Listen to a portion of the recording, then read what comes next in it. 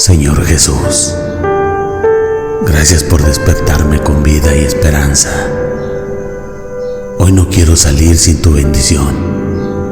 Cubre mi casa, mi mente y mis emociones con tu paz. Si llegan los problemas, recuérdame que tú estás conmigo.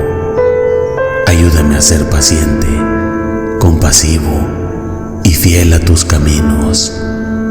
Gracias por este día más. Cada mañana hay que decirle a la vida: aquí voy de nuevo, a echarle ganas y a comenzar el día con la bendición de Dios. Y recuerda, para ser valiente tienes que tener miedo.